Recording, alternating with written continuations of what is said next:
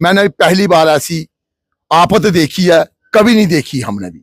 मैं चाहता हूँ इतनी बड़ी आफत किसी के घर ना आए। आप चूंकि सरकारी महकमे से ही ताल्लुक़ रखते हैं, तो सुरेंद्र चौधरी साहब भी आए, दीगर एमएलएज वगैरह भी आए, तो उन्होंने अब तक इसमें क्या कुछ अमली तौर पर इकदाम किए हैं जिससे लगे कि वाकई इन लोगों की इमदाद के लिए और इन्हें छत देने के लिए या इन्हें मकान बनाकर देने के लिए कोई कार्रवाई की जा रही है?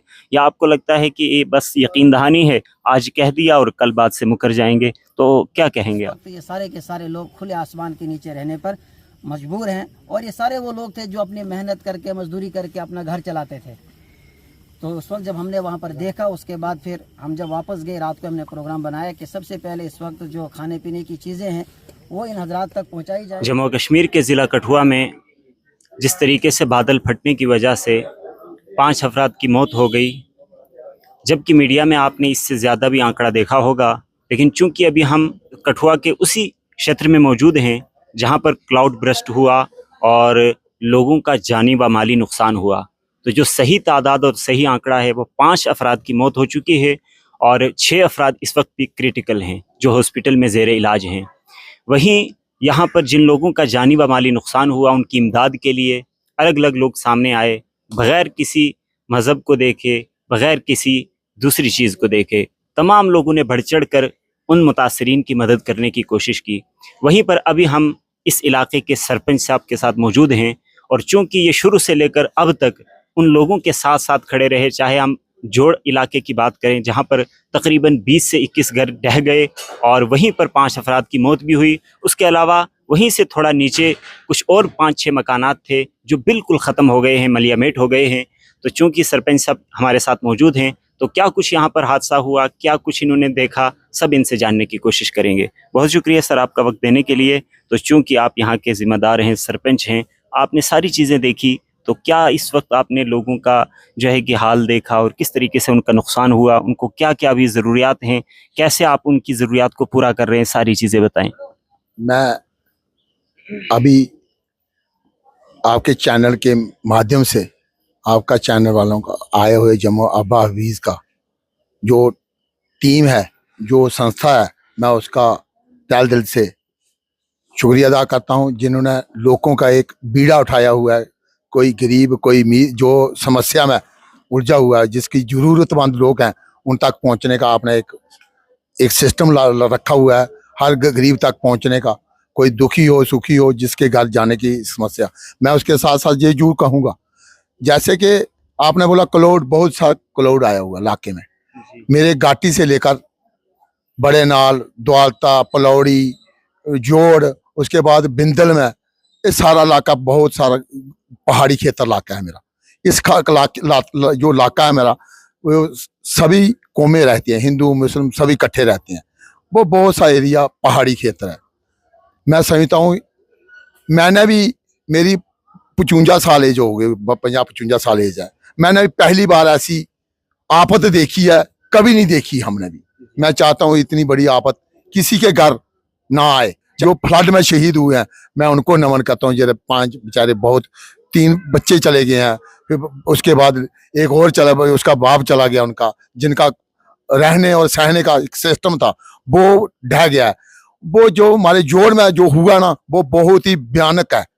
उनको अब गवर्नमेंट से, जहाँ मैं आपसे भी अपील करूंगा, आपके चैनल माध्यम से मैं चाहता हूँ, अब गवर्नमेंट को चाहिए कोई सेफ जगह, जहाँ सरकार जगह हो, उनके रहने के लिए अरेंजमेंट किया जाए, परमानेंट जगह दी जाए।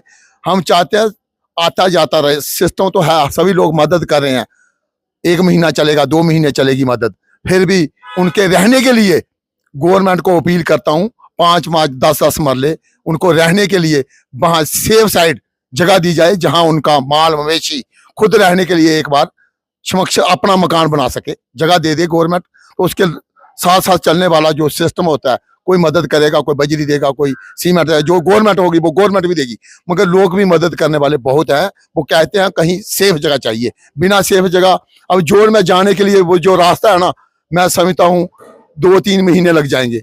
जो वहां से बेचारे आए हुए हैं, मेरे गाँव में रहते, मैंने उनको उसी दिन रात को घाटी में लाया था, पूरा प्रोग्राम इंडस्ट्री एरिया में करवाया था, रहने के लिए, खाने पीने का जुगाड़, जो मेरे से नहीं होता, सभी लोगों ने किया। मैं कौन होता हूँ करने वाला, मैं अकेला कोई नहीं।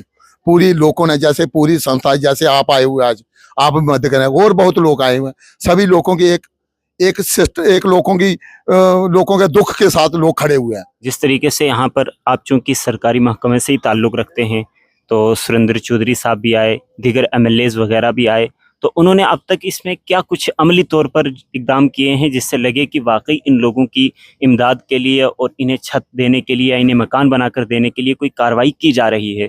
या आपको लगता है कि ये बस यकीन दहानी है, आज कह दिया और कल बात से मुकर जाएंगे? तो क्या कहेंगे आप?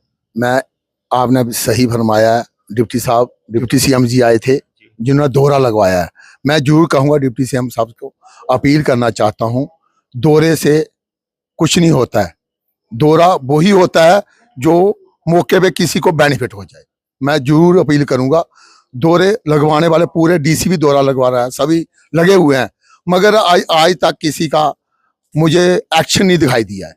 एक्शन वही होता है जो मौके पे दिखाई दे, किसी का पता लगे पे कौन सी जगह आइडेंटिफाई की है, पटवारी कौन सी जगह में घूम रहा है, तहसीलदार कौन सी जगह में देख रहा है, आइडेंटिफाई कर रहा है। अभी तक कोई भी जगह आइडेंटिफाई नहीं हुई है। इसलिए हम ये कहें, ये मकान के लिए पैसे देने हैं, जो गवर्नमेंट की पॉलिसी है, किसी का मकान 20 लाख का है, किसी का मकान 10 लाख का, किसी ने मेहनत करके बनाया, दिन और रात लगवा के अपना टपर दिहाड़ी लगवाया, मकान बनाया।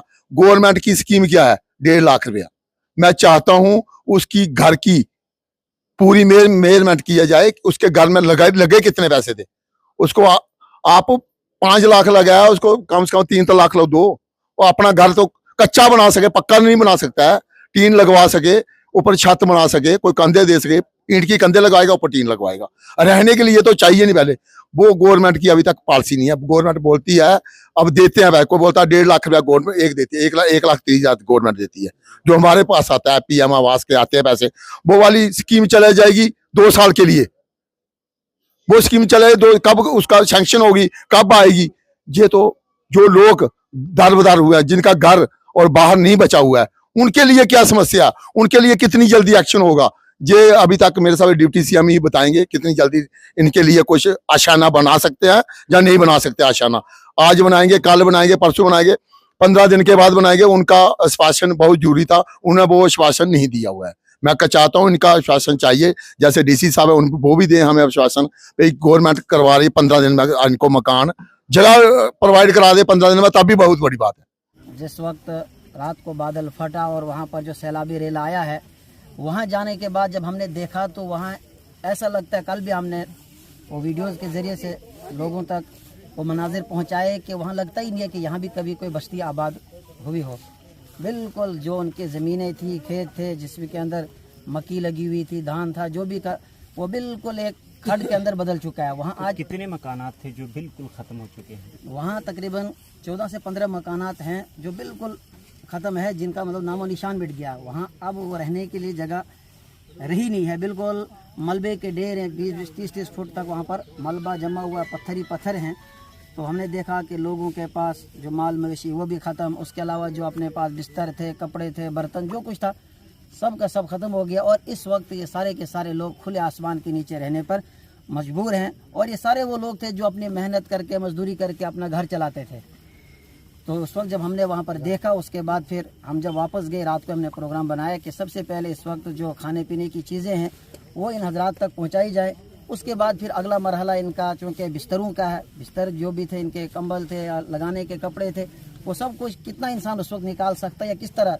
जो वहाँ पर हमने देखा कि एक बस्ती जो है, इस तरफ से भी वहाँ पर जो रेला आया सैलाब का, इस तरफ भागने, तो अल्लाह की कुदरत है कि अल्लाह तबारक व तआला ने इनकी जानें बचाई है। फिर भी जो है 5 जानें चली गई वहाँ पर, तो बहुत बड़ा नुकसान हुआ है। और आप जानते हैं ज़िला कठुआ में इस तरीके से कोई NGO भी नहीं है कि जो खुलकर आकर मदद करे, या ये बेचारे पसमानदा लोग, बिछड़े हुए लोग हैं। तो इस वक्त हमें चाहिए कि आगे आकर इन लोगों